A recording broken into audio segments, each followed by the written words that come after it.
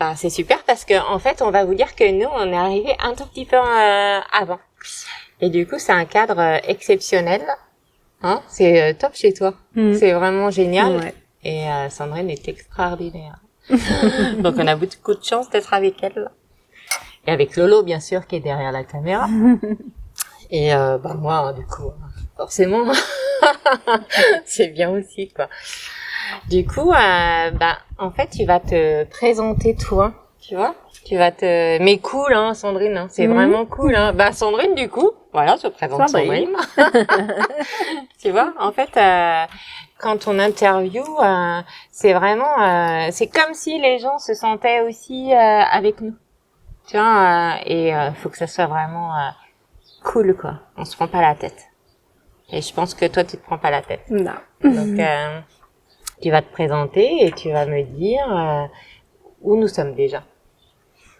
Eh ben, donc là, on est sur la terrasse de mon gîte. Ah, c'est génial.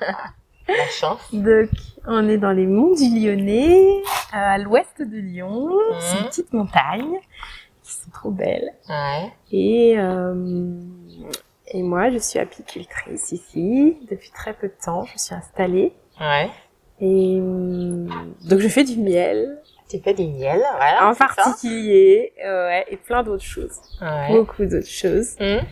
Et donc ici, on est sur la terrasse de mon gîte parce que on a la chance d'avoir un super joli bâtiment avec un petit appartement qu'on loue en fait aux vacanciers et pour faire connaître notre activité. Voilà.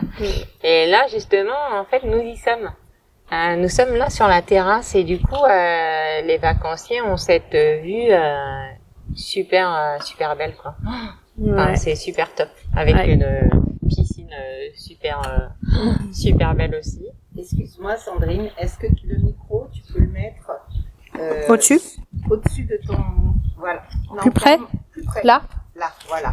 Parce On que m'entend pas assez Si, c'est pas ça, c'est qu'on entendra peut-être un peu moins le vent. Vent, ouais. Voilà. Ok. Ah, là, c'est super. C'est mieux là Attends. Cool. Merci. Attends. Qu'est-ce que tu veux faire Attends. Ah, il va venir Elle est belle. Ah bah oui. Elle est belle. C'est mieux quand même. Ah, c'est mieux. Du coup, en fait, tu es en appel apicultrice. Ouais. Voilà. Et depuis, en fait, toi, ça t'est venu comment, le fait d'être apicultrice? Depuis combien de temps tu te dis, j'adore les abeilles, j'adore, tu vois? Alors, je suis tombée dans une ruche en 1997. Ça fait longtemps. Ouais, ça fait quand même pas mal de temps. Ouais, j'avais 20 ans. Et c'était au hasard de mes études. J'ai fait des études en agriculture, en ingénieur en agriculture, à l'ISARA, à Lyon. Et je voulais absolument partir à l'étranger. Et les seuls qui m'ont répondu, c'était un college, donc l'équivalent un peu c'est entre le lycée et les études supérieures, là-bas, qui était en Écosse. Et qui avait un atelier horticulture et un atelier apiculture. Et donc j'ai bossé pendant 4 mois là-bas, en stage et en ouvrier agricole. J'ai appris l'apiculture. Donc en fait la première chose que j'ai appris c'est les mots anglais, même écossais. Écossais, attention, c'est pas pareil. Ah ouais, non, j'ai pris le patois. Voilà, donc je suis tombée là-dedans. C'est la première fois que j'ai ouvert une ruche. Et puis j'ai beaucoup appris là-bas et ensuite quand je suis revenue en France, j'ai tellement aimé ça que j'ai cherché mon mémoire parce que quand on est ingénieur on fait un mémoire à la fin des 5 ans et j'ai cherché un mémoire sur les abeilles et j'ai trouvé. Ouais, génial. J'ai eu de la chance. Ouais, t'as de la... C'est top. En fait, j'ai l'impression que c'est en toi, en fait. Quand nous on vient, tu me diras si j'ai tort, hein, derrière la caméra, mais je ne pense pas. On a l'impression que ça fait partie de toi. Les abeilles, elles ont toujours fait partie de toi. Ça fait un certain temps, ouais. Ouais, mais il y a jamais de hasard en fait. Je pense que ça te ressemble. Ouais. J'ai toujours aimé les abeilles. Et en fait, il y a une part de doux, un peu de sauvage quand même, hein, les abeilles, hein. Les abeilles domestiques. Ouais. Et puis surtout moi ce que j'aime c'est ce côté un peu mystérieux de cette vie en colonie qui nous apprend tout le temps des tas de choses et c'est sensationnel en fait d'apprendre des choses et aussi de savoir qu'on sait pas tout en fait dessus. Ouais, c'est ça.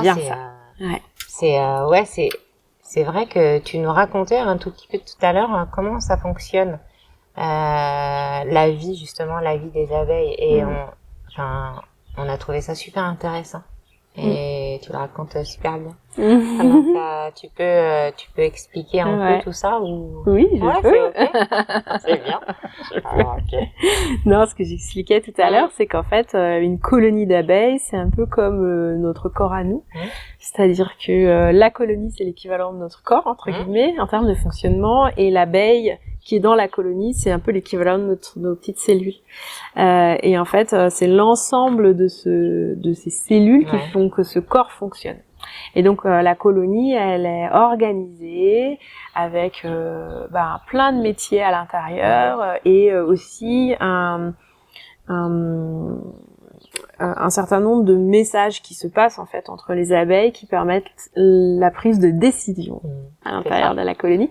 Et ce que je vous expliquais aussi, c'est que ça se fait de manière un peu entre guillemets démocratique, puisque les abeilles, elles vont essayer une abeille qui veut indiquer un message à une autre ou à la colonie, elle va indiquer autour d'elle, puis ensuite elles vont indiquer autour d'elle, etc. Petit à petit, et c'est celle qui aura les messages le plus pertinent ou le plus fort ou le plus intéressant pour la colonie qui va emporter les suffrages entre guillemets et qui va permettre à la colonie de prendre sa décision quoi. Donc c'est vrai que la colonie d'abeilles c'est un ensemble de plein de petits éléments qui fonctionnent entre eux de manière assez impressionnante. On regardait là comment elles font pour construire la cire, les petits immeubles de cire. C'est vraiment, c'est assez fabuleux en fait. Et du coup, ça ouvre l'esprit. Ça fait rêver aussi. Ça ouvre l'esprit à beaucoup d'imaginaire. Et en fait, moi, ce que j'aime aussi dans les abeilles, c'est le côté tous les sens. C'est-à-dire que ça met en œuvre tous les sens. Donc là, on évoquait la vue, la compréhension bien sûr, mais aussi l'ouïe, on entend les abeilles qui bruissent, le toucher, le goût bien sûr, les odeurs de la cire, de la propolis, tout ça. Et du coup moi, dans mon projet, je suis apicultrice, mais je fais aussi beaucoup de formations et d'ateliers en fait, pour faire passer ces émotions en fait que moi je ressens en fait très fortement aux personnes qui sont en face. Grâce aux abeilles. Et du coup, l'idée c'est que les personnes, elles puissent ressentir les goûts, les odeurs, de manière ludique. Et donc je fais des ateliers hyper ludiques. J'ai créé des ateliers ludiques autour de tout ça en fait, du miel, de la cire, des abeilles, de tous les sens. Tu interviens un petit peu partout. Tu peux intervenir avec des enfants, des adultes, dans différents endroits. Voilà, j'interviens un peu partout auprès de tout public et je me suis aussi spécialisée dans les personnes fragiles, à savoir les personnes qui ont soit un handicap, soit qui sont malades.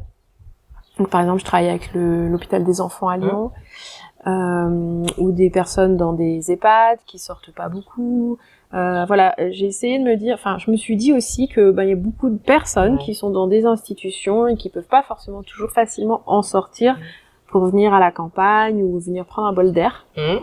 Et du coup, j'essaye de leur amener ces émotions-là, ces sensations-là avec tout ce que j'ai créé.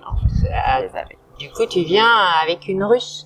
C'est ça, hein, en Ouais. fait. Hein. On va voir certainement dans la vidéo, et c'est même certain. Du coup, cette ruche, tu l'adores. Ouais, je l'adore. Ouais, c'est passionnant, ça a l'air très passionnant. Tu nous montreras aussi. Oui. Justement pour qu'on puisse voir. Ouais. Et du coup, c'est comme si, j'imagine que les personnes, c'est comme si elles y étaient avec toi là-bas, justement, au milieu de tes ruches.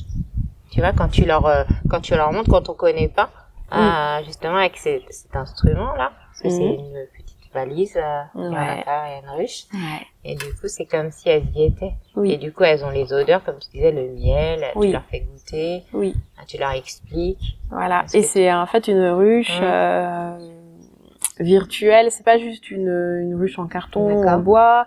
C'est pas non plus juste, c'est pas une ruche avec des abeilles vivantes à l'intérieur. Parce que ce qui se passe, c'est que dans les institutions, on peut pas emmener d'abeilles pour des raisons de sécurité. Et puis moi, mes abeilles, ça les perturbe en fait quand je vais chercher un cadre d'abeilles que je mets dans une ruche vitrée. Voilà, je peux le faire. Techniquement, c'est faisable, mais je peux pas faire ça tous les mois, etc. C'est pas top pour elles. Donc voilà, il y a des personnes qui ont eu cette idée d'inventer cette ruche virtuelle, immersive, voilà, appelle un petit peu comme on veut. Enfin, c'est une vraiment vraie ruche et en fait le toit est en verre, en plexiglas exactement, et à l'intérieur il y a des vidéos. Le devant de la ruche c'est aussi des vidéos, donc on voit les abeilles qui rentrent, on voit comme à l'intérieur d'une ruche et on a tout le son. Et puis après, on a des petits menus tactiles, donc c'est hyper ludique. Et puis on peut aller visiter une ruche, faire le travail avec l'apiculteur, aller voir comment danse une abeille, comment chante une reine, parce qu'on apprend aussi qu'une reine, ça chante. Et que les abeilles, ça danse. Et ça, c'est chouette. Génial. Ça, c'est top, parce qu'on savait pas. Tout ça, on ne le sait pas. Non. Et du coup, c'est ça qu'on regardait avec toi, et c'est ça qui doit être super intéressant, parce que on va dire que il y a beaucoup de personnes qui ne goûtent pas le miel, tu vois, parce qu'ils connaissent pas vraiment, et puis ils se disent du miel, voilà. Et nous, on a goûté le miel, et c'est super bon, quoi. C'est super agréable. Il y a différents goûts, il y a différentes textures, tu vois. On disait justement que un miel, il pouvait être plus blanc, tu vois, plus jaune, plus liquide, plus transparent aussi. Du coup, ça peut avoir un goût de bonbon. C'est ça qui est génial. Et du coup, tu peux nous expliquer pourquoi tout ça? Alors dans mes ateliers, j'arrive souvent quand je fais déguster du miel avec une roue, j'ai une grande roue qui tourne, une roue des miels en fait, où il y a tous les goûts justement, les saveurs là que tu viens de citer, donc le bonbon, le goût de cuir, le goût de bois, le goût de fleurs, le goût de fruits crus, cuits, enfin voilà, etc. Et puis on essaye avec les personnes de retrouver en fait ces goûts, un peu comme on goûte du vin, un bon vin, et on va aussi goûter le miel de la même manière, c'est un peu le même principe. Et effectivement, on a déjà la vue, comme tu disais, les couleurs, on peut avoir des myriades de couleurs différentes, du blanc au noir quasiment, en passant par tous les marrons, les rouges et les jaunes et orangés différents. On va avoir les textures, où effectivement on peut avoir des miels qui sont ultra liquides et d'autres qui sont complètement durs, en passant par des miels plus ou moins crémeux, légèrement croustillants, voilà, certains ça croque un peu sous la dent, etc. Et en fait ces textures et puis les goûts bien sûr sont liés aux fleurs que les abeilles elles vont butiner. D'accord. Et en particulier, les textures, elles sont liées au sucre qu'il y a à l'intérieur. Et en fait, un miel, c'est une réaction chimique entre du nectar des fleurs, de la salive en fait qui vient des abeilles et dans laquelle il y a plein d'enzymes, plein de bactéries, plein de choses qui font que cette réaction chimique elle se produit. Et puis on a aussi une évaporation d'eau, donc on concentre en sucre. Et ensuite on a un certain nombre de sucres et en fonction si on a plus de fructose, plus de glucose ou de saccharose, enfin voilà, les miels sont plus ou moins liquides ou cristallisés. Voilà. Et ça, j'explique aux personnes et surtout ce que j'essaie de leur faire découvrir. Alors en fait, il y a deux choses. J'essaye de casser les idées reçues sur l'abeille, l'agriculture au sens général, parce qu'il y a beaucoup d'idées reçues sur ces sujets-là. Ouais, c'est ça. Ouais. Complètement. Ouais. Et donc, mais de manière ludique. parce qu'il y a rien de tel que quand c'est marrant, on retient, ou quand on joue, on retient beaucoup mieux, on fixe mieux en fait dans son cerveau. Et ça, je le fais parce que moi, je suis une scientifique, j'ai beaucoup lu, je lis beaucoup, mais j'essaye de le faire de manière ludique pour que les gens intègrent un certain nombre de choses, et puis surtout répondre à leurs questions parce qu'ils ont souvent beaucoup de questions. Et puis le deuxième objectif, bien sûr, c'est d'apporter des moments sympa, de joie, des bulles aussi. Parfois, quand je vais dans les hôpitaux, je me suis rendu compte qu'en fait, il y a les enfants qui sont là, par exemple, et puis je me suis rendu compte, il y a aussi les infirmières qui viennent et qui sont super contentes de faire une pause avec les abeilles, en fait. Ce que j'avais pas imaginé au tout début quand j'ai commencé à lancer tous ces projets-là. Et puis forcément, elles ont plein de questions sur les miels, et elles découvrent la flore des monts du Lyonnais, puisque moi, vraiment, mon objectif, c'est d'expliquer la flore d'ici, et puis comment les abeilles vont butiner. Et elles peuvent aller butiner des cultures agricoles aussi. Voilà, c'est ça. Voilà. Parce qu'en fait, on parle du monde agricole, on entend du bien comme du mal aussi. Du coup, les gens n'osent pas forcément aller voir sur place. Et en tout cas, toi, on peut te retrouver aussi sur les marchés. Tu disais que tu allais sur les marchés régulièrement. Ouais. Du coup, ça, c'est génial. Et du coup, ça apporte un plus, tu vois, d'aller faire les marchés. Ouais. Et je fais des marchés, alors je fais pas les marchés hebdo, je fais plutôt les marchés thématiques, les marchés du terroir, les marchés de Noël, les marchés d'été, etc. Où on va retrouver des artisans, en fait, globalement. Et ici, on est tout un réseau, en fait, d'artisans dans le monde du Lyonnais qui est très, très dynamique, et c'est vraiment chouette. En plus, humainement parlant, c'est des jolies expériences. Et puis, j'arrive avec des miels. Bien sûr, moi, ce que j'aime beaucoup faire aussi, c'est transformer. Donc, je fais des pains d'épices, des nougats, je fais des gâteaux, plein de bonnes choses. On travaille aussi la cire des abeilles avec mon mari, et on va jusque faire des bougies, plein d'objets en cire, et ça permet d'expliquer un peu de A à Z tout ce que produisent les abeilles, tout ce qu'il y a à l'intérieur d'une ruche. Et quand je fais un marché, j'ai des produits, mais l'objectif c'est que les gens ils dégustent, et c'est surtout j'ai des petits panneaux un peu partout pour expliquer aussi un certain nombre de choses. C'est génial. Donc il y a aussi beaucoup de... J'amène aussi sur les marchés, alors j'amène pas la ruche, j'ai d'autres petits objets que j'utilise sur les marchés, parce que l'objectif c'est quand même aussi un peu de vendre un peu de miel, etc. Mais j'amène des petits outils ludiques, et je fais goûter beaucoup aux gens. Voilà. Et j'explique l'agriculture locale. Parce qu'en fait, quand on est apiculteur, on est agriculteur.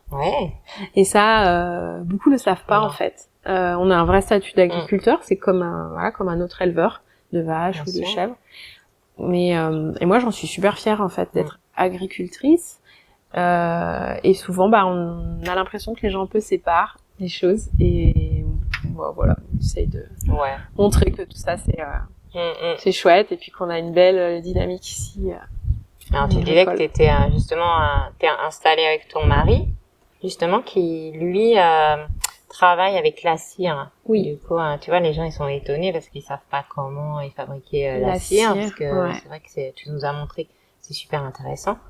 Et puis du coup, lui, il fait, on a vu des roses en cire, plein d'objets super sympas. Et ça c'est génial. Du coup, c'est un plus. Et dis-moi, parce qu'on en a pas parlé, t'as des enfants? Ouais, j'ai un garçon de 14 ans. Qui fait sa vie d'ado. Et alors il aimait beaucoup venir aux ruches quand il était petit, mais alors maintenant non, ça pique. Il veut plus venir, du coup. Non. Pour l'instant.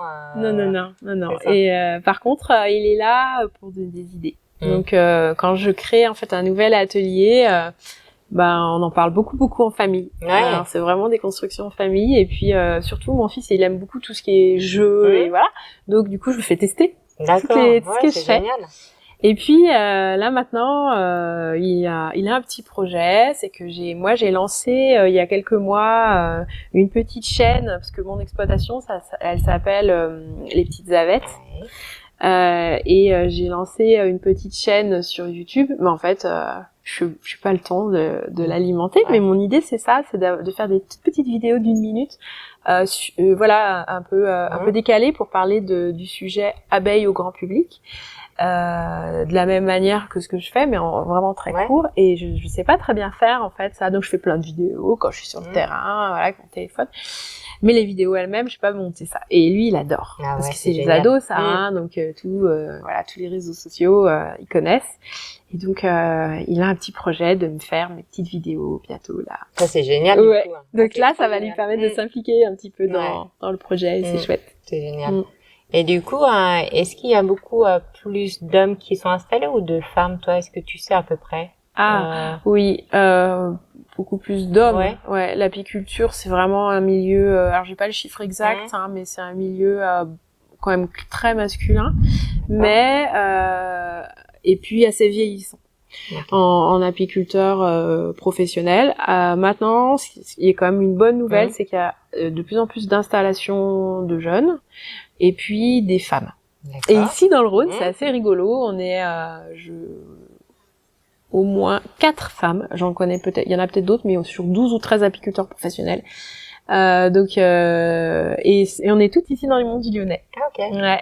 Et ça c'est chouette parce que ça amène d'autres manières de voir les choses, d'autres manières d'appréhender l'apiculture, qui est un métier quand même assez dur, où on doit beaucoup porter, où on doit beaucoup bouger, transporter, et parfois on propose des choses un peu différentes. Par exemple, moi, je bouge pas mes ruches, j'essaie de pas les porter le moins possible.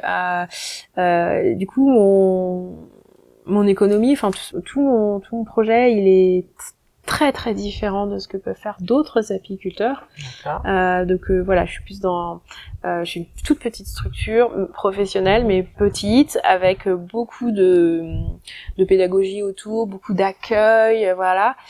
Et puis voilà, des ruches en place. Et l'objectif, c'est de montrer aussi que les abeilles, les ruchers, elles peuvent produire dans les monts du Lyonnais de avril à août. De mars à août, sans avoir à les bouger et à trop se fatiguer, en fait.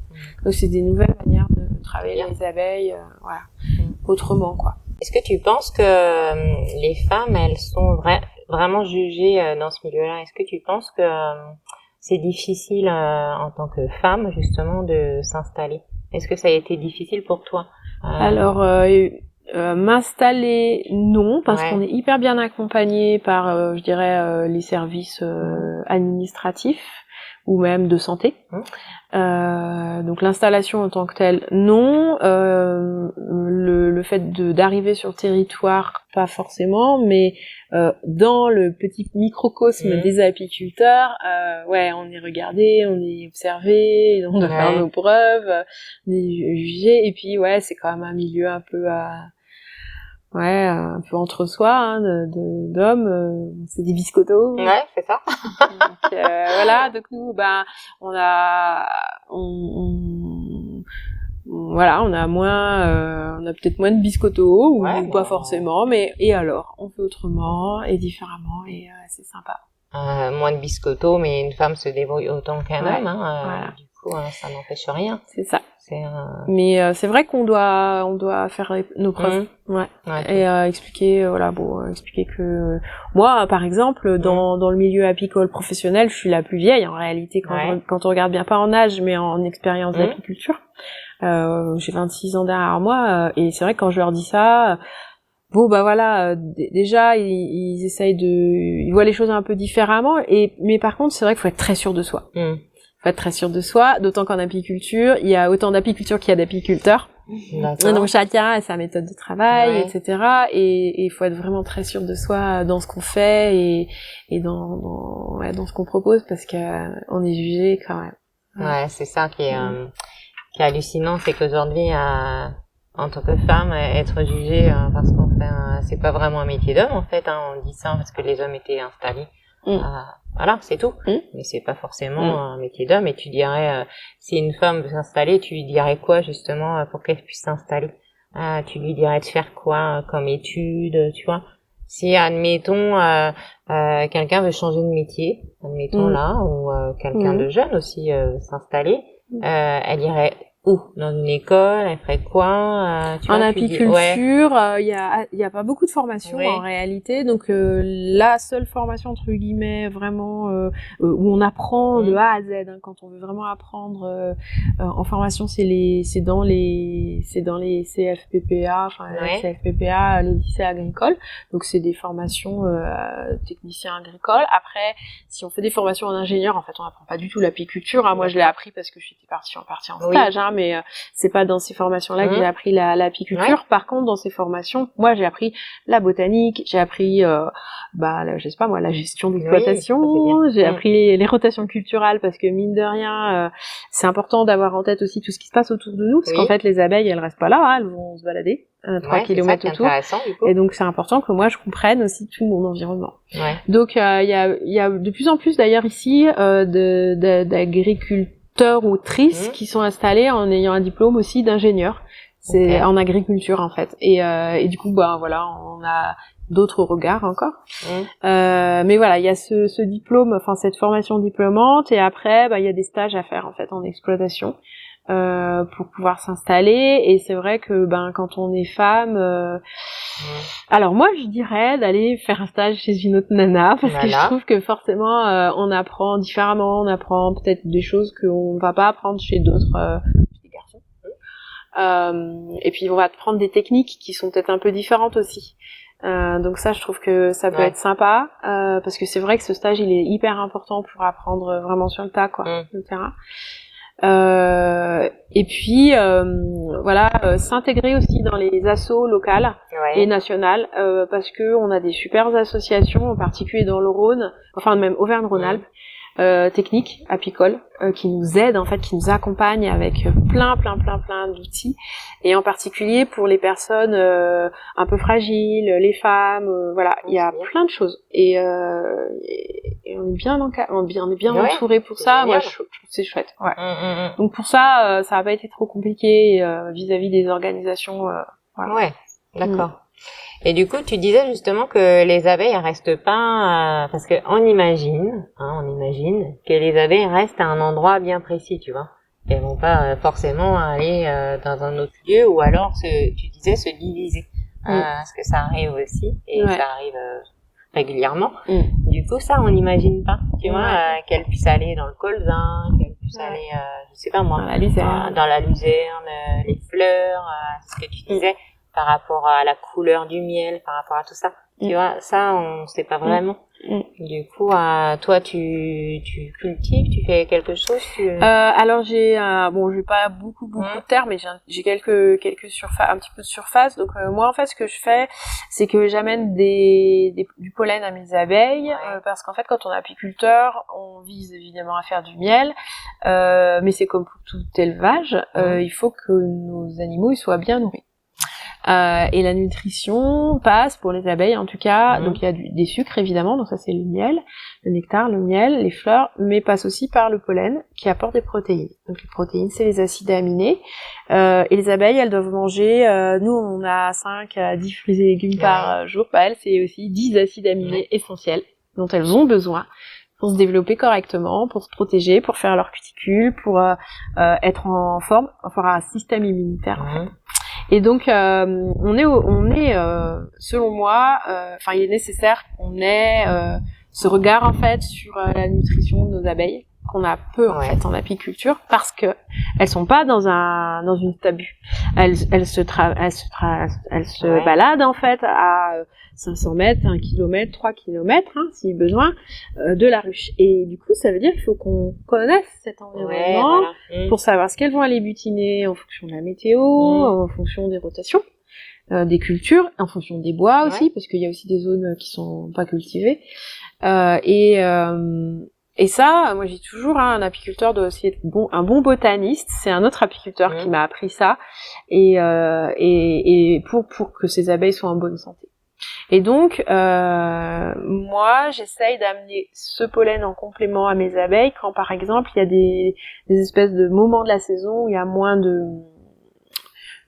de pollen, et je sème du coup sur les petites surfaces que j'ai, où je plante des espèces adaptées qui produisent du pollen de bonne qualité pour les abeilles. D'accord. Il y a des pollens qui sont reconnus comme étant en bonne qualité, des fleurs en fait, plus que d'autres.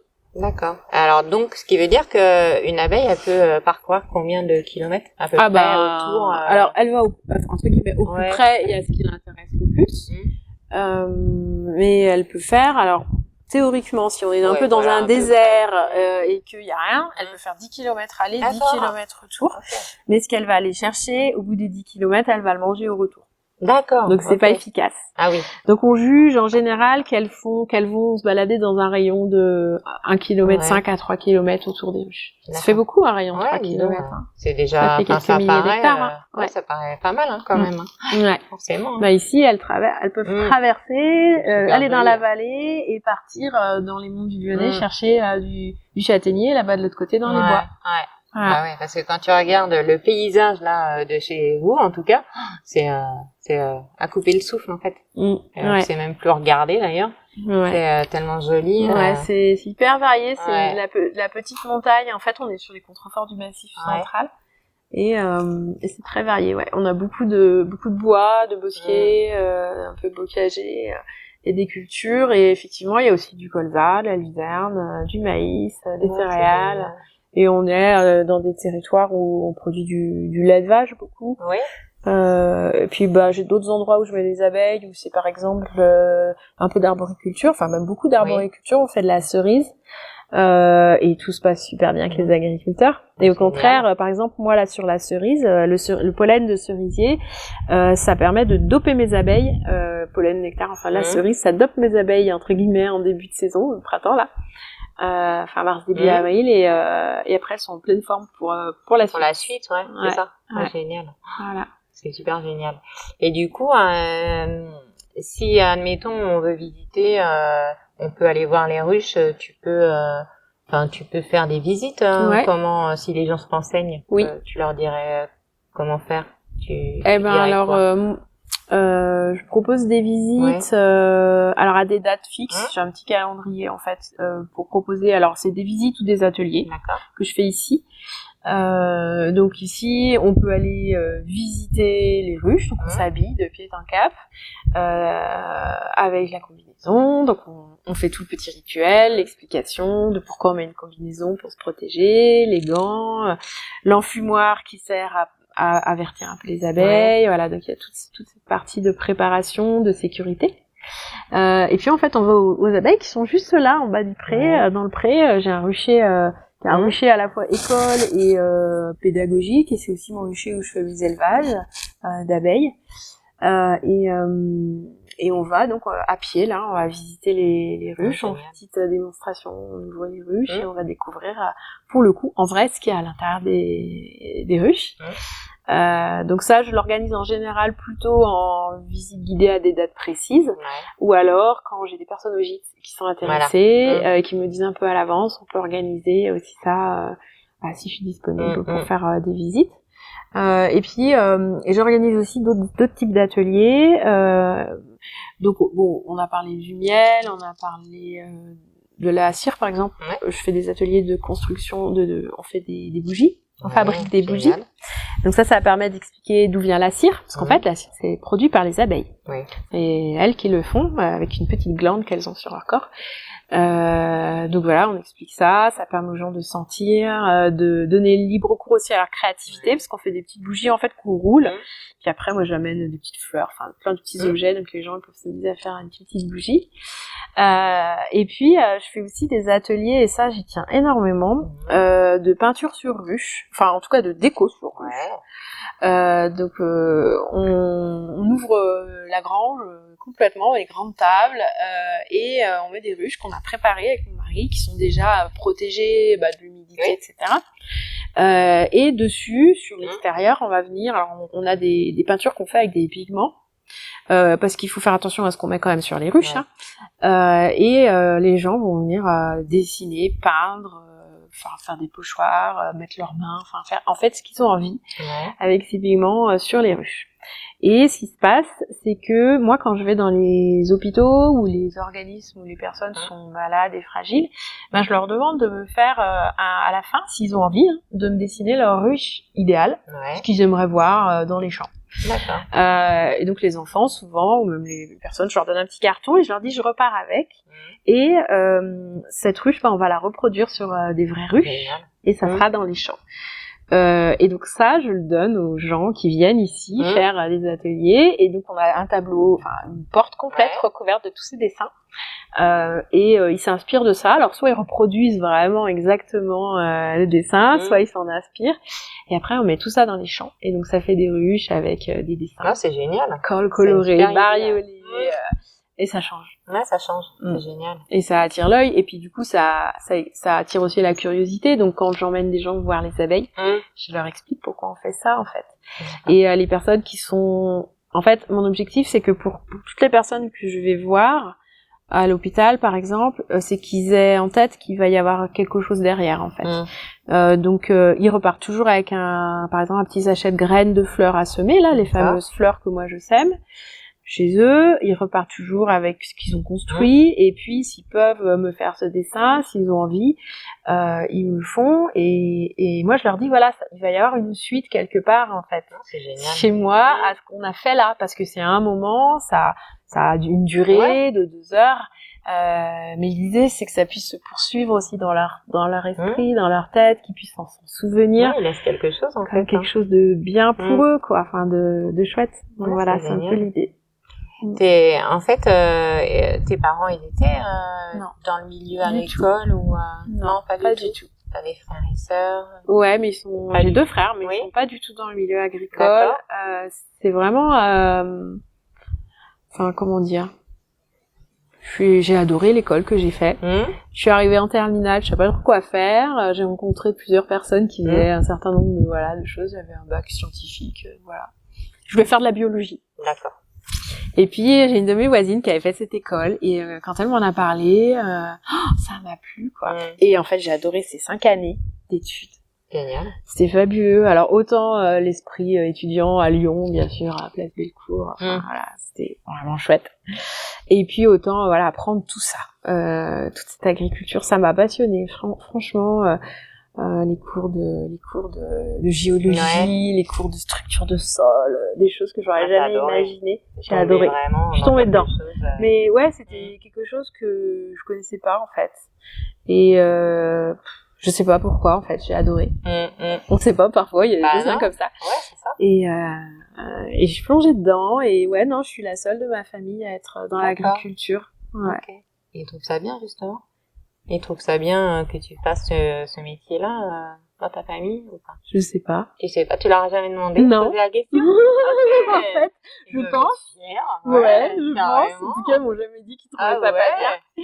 Non, ils ont toujours beaucoup de questions sur ce que je fais, toujours très curieux. Ouais, ok. Ouais. Mais ils y connaissent pas grand chose non plus en fait, donc du coup voilà, ça me permet de tester aussi. C'est mes tests. C'est ça. Ça me permet de tester mes trucs pour voir si ça marche. Voilà, c'est bien. Mais c'est vrai, hein.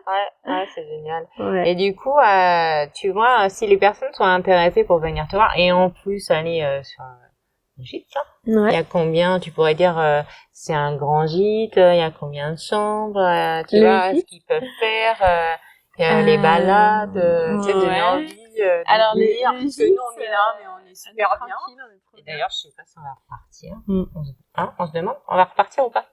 On sait pas trop, hein. On sait pas. Non, elle dit rien, donc peut-être qu'on va rester. Du coup. Tu sais pas, mais voilà, on a préparé nos valises. C'est vrai que vous aviez il y a un des camion grosses de déménagement qui est là-bas dans le coin. Qui va arriver tout à l'heure, mais voilà. Bien. Du coup, il y aura plus de gîte. Vous restez. En fait, ici, il y a plein de gens qui viennent et puis qui restent plus longtemps que c'était prévu, donc c'est parfait. Ouais. Alors le gîte, en fait, on lui a donné un nom, enfin la ferme, elle a un nom, c'est-à-dire que tout ce qui est en dehors de la partie exploitation abeilles, ça a un nom, ça s'appelle la ferme qui pique, le lieu s'appelle la ferme qui pique. Bon voilà, comme référence aux abeilles, mais aussi comme référence voilà, au fait qu'on essaie de faire un petit pas de côté, ça pique un peu, nous aussi ça pique des fois. Ouais, ça pique. Ouais, c'est super dur quand même, physiquement, parfois, mentalement aussi, ça arrive. Hein. Voilà, donc il y a tout ça un peu derrière. Bon, après, mon mari, il a aussi des animaux, alors c'est pas forcément des animaux qui piquent, mais voilà, des serpents, Ah, Donc voilà, ça donc du pique, coup il y a ça plein de mord, petits ouais, c'est pas animaux, mal. voilà, donc la ferme qui pique ça nous paraissait pas mal. Et puis donc on peut retrouver le gîte en tapant la ferme qui pique sur D'accord. internet, c'est super facile. Et donc sur les différentes plateformes voilà de tourisme, on me retrouve. Donc c'est un gîte qui fait 65 mètres carrés, qui est de plein pied, qui est dessous la grange en fait, avec une terrasse, avec cette magnifique vue sur les monts du Lyonnais et sur les voilà, sur les fleurs qui nous entourent et sur la petite piscine qui est sympa. Pas mal. Et donc voilà, donc ils ont accès au jardin, effectivement à la piscine, il y a 2 chambres. Ok. Et on peut accueillir 5 personnes. Ouais, c'est pas Voilà, mal. il est tout équipé. L'idée c'est de venir faire une petite parenthèse de calme ici. Le plus possible, voilà, on essaye que voilà, les gens sont vraiment au calme, ils viennent écouter les bruits de la nuit. Parce qu'ici il y a plein de petits bruits de la nuit, les petits oiseaux, les insectes. Oui, n'est-ce pas, il y en a qui passent au-dessus de notre tête. Voilà. Et voilà, ça leur permet aussi de venir vraiment faire une pause. C'est ce qu'ils nous disent en fait les gens, c'est qu'ils viennent faire une pause de repos dans un lieu calme. Voilà, paisible et calme. Et en fait ici on est sur un plateau, donc avec une vue sur les monts du Lyonnais, donc et les gens peuvent venir randonner, faire du vélo beaucoup. Il y a plein de balades en fait, on part d'ici à pied, on va se balader quoi. C'est génial, ok. Ouais. Super. Et puis du coup, tu peux aussi accueillir d'autres animaux. Enfin, tu disais, t'as quoi en fait ici? Alors j'ai des animaux, je l'ai pas dit en effet. Voilà. En complément des abeilles, parce que bon voilà. En complément des abeilles, j'ai un cheval qui s'appelle Kafka, une ânesse qui s'appelle Myrtille, et une petite chèvre qui s'appelle Châtaigne. Et puis on a le cochon. Rosette, c'est ça, Rosette.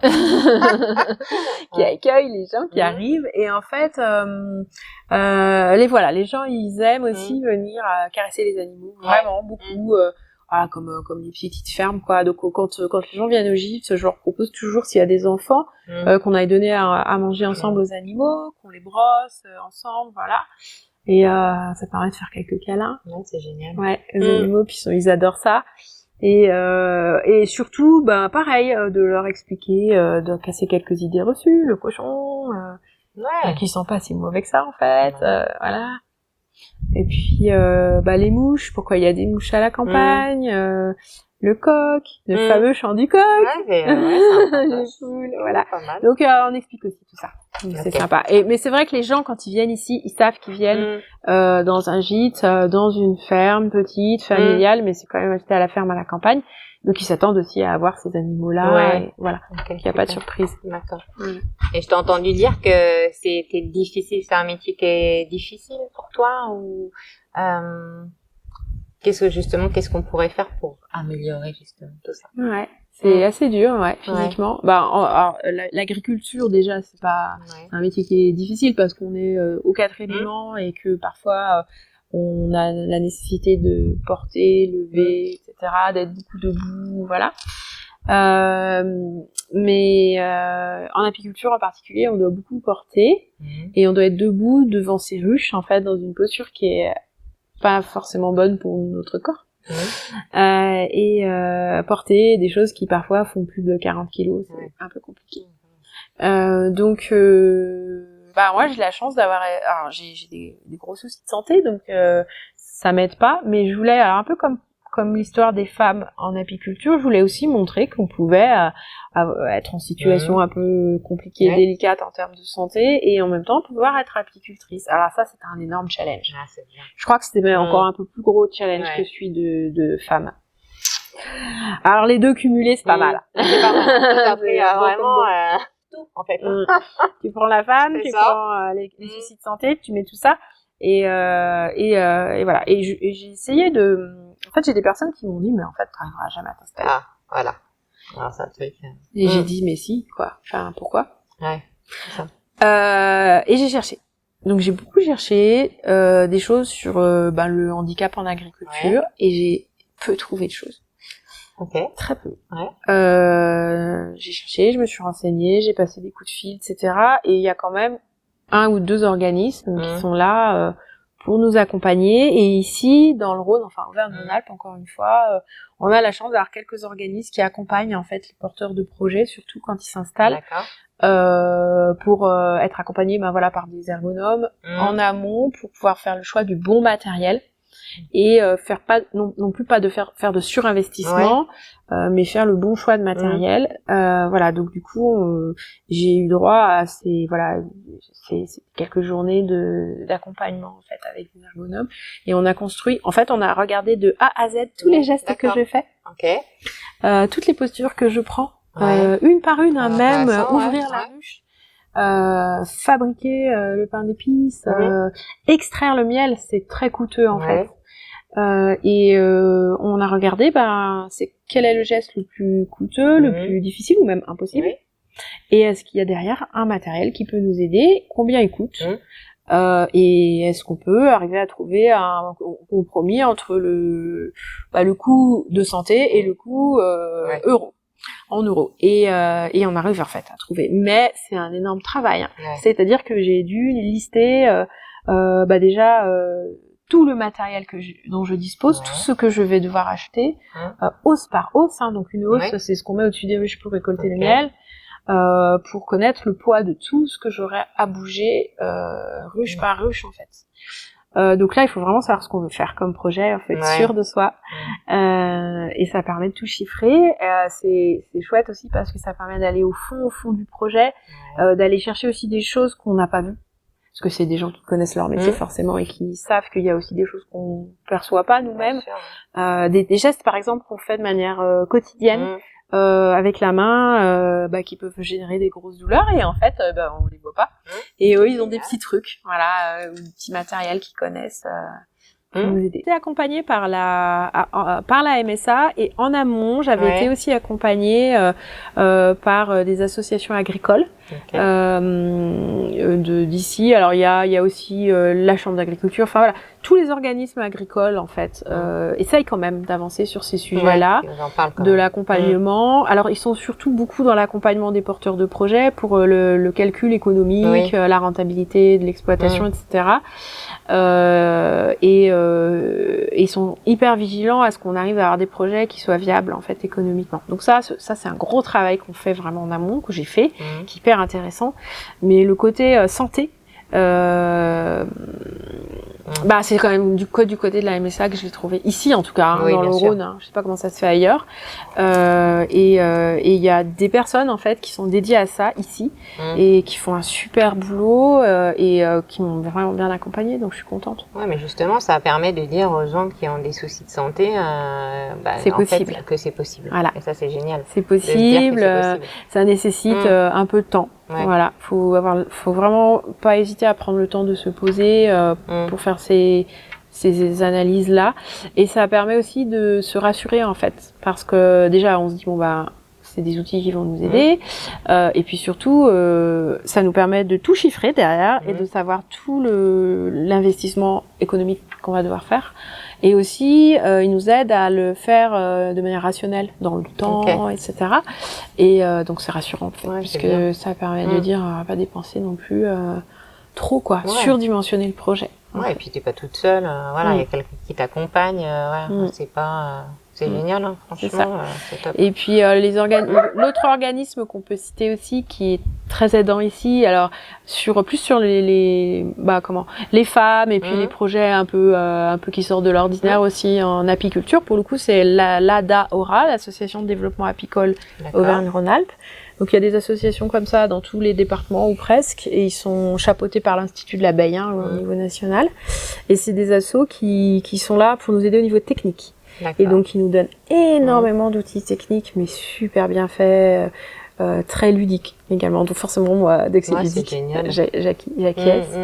Et puis mais là c'est pour nous aider dans notre travail technique au quotidien. Et ils font aussi on a des groupes de discussion, et on a justement eu aussi des échanges sur et les biscottos et les femmes et tout ce qu'on discutait tout à l'heure, quoi. Parce que c'est vrai qu'on est quand même on a plein de nanas qui sont là en apiculture en Auvergne-Rhône-Alpes et du coup ça permet d'avoir ces échanges en fait, d'avoir ces vraies discussions autour de comment faire en fait. Et voilà.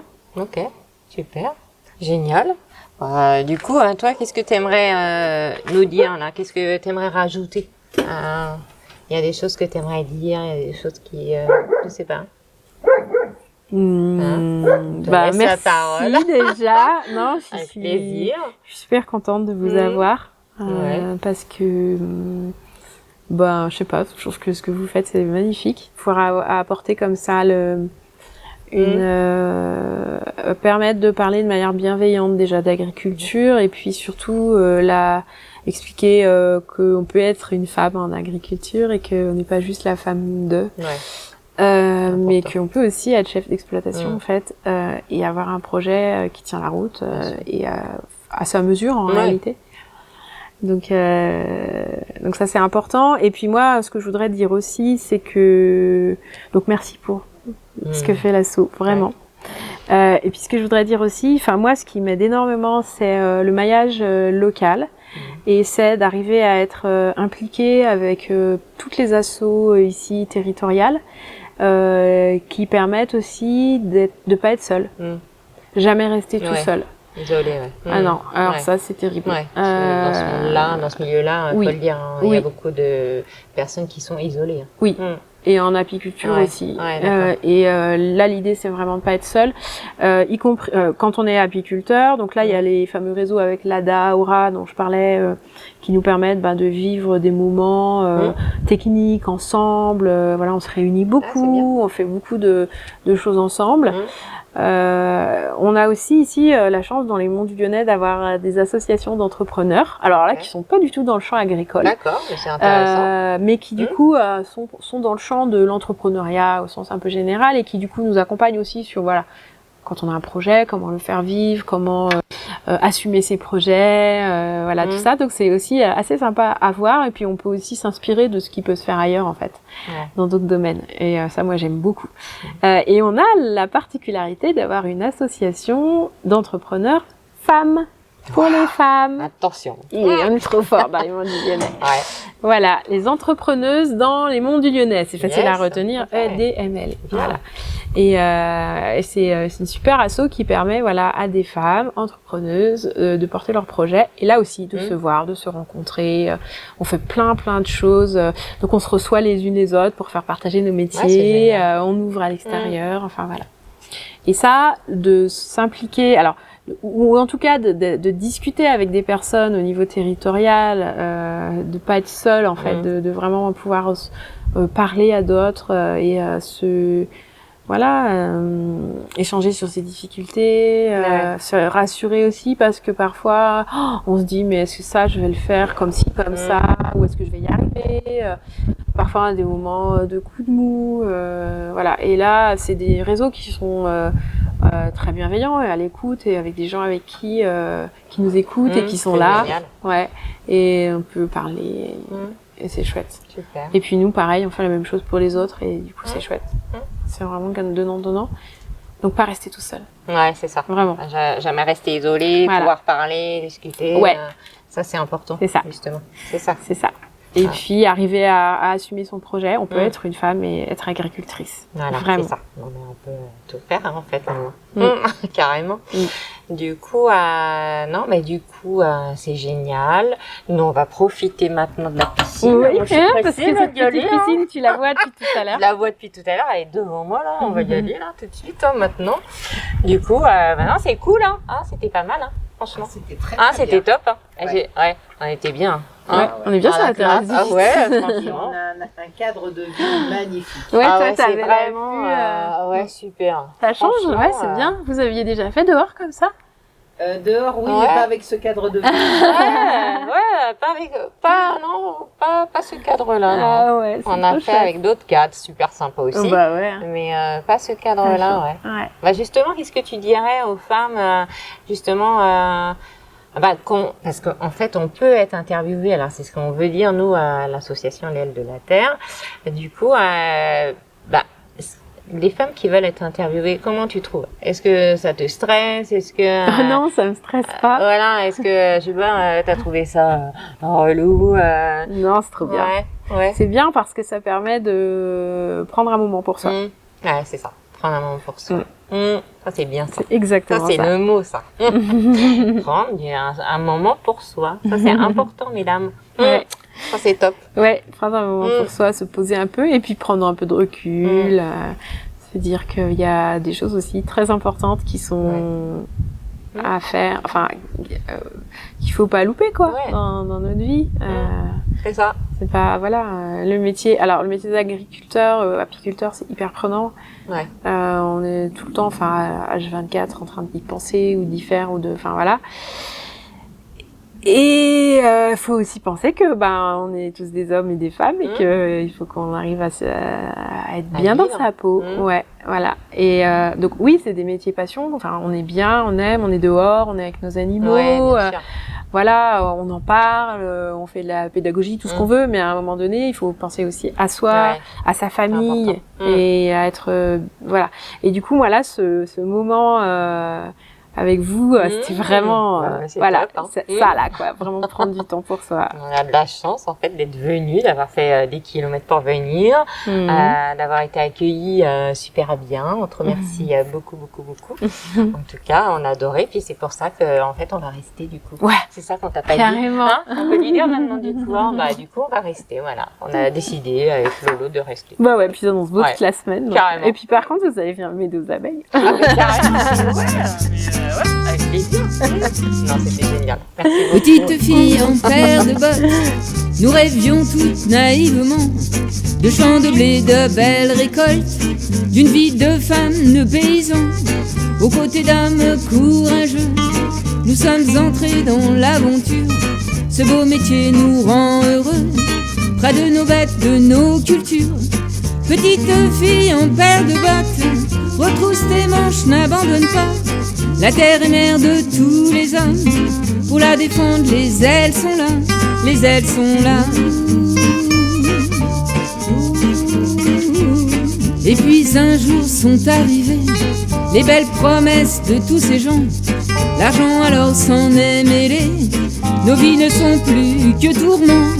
Nos êtres chers s'en sont allés, rejoindre au ciel leurs parents. Sous la pression ils ont quitté ce petit monde bien vivant. Petite fille en paire de bottes, retrousse tes manches, n'abandonne pas. La terre est mère de tous les hommes, pour la défendre les ailes sont là, les ailes sont là. Nous chantons en chœur notre peine d'être pris pour de mauvaises graines. Ceux qui dénoncent ne savent pas que nos âmes livrent un vrai combat. Nous les femmes, les ailes de la terre, n'aurons de cesse de scander le nom de cette mère nourricière qui a nourri tant de foyers. Petite fille en paire de bottes, ne pleure plus, l'espoir est là. La terre est mère de tous les hommes, pour la défendre, les ailes sont là. Petite fille en paire de bottes, ne pleure plus, l'espoir est là. La terre est mère de tous les hommes, pour la défendre, les ailes sont là, les ailes sont là. Sont là, sont là.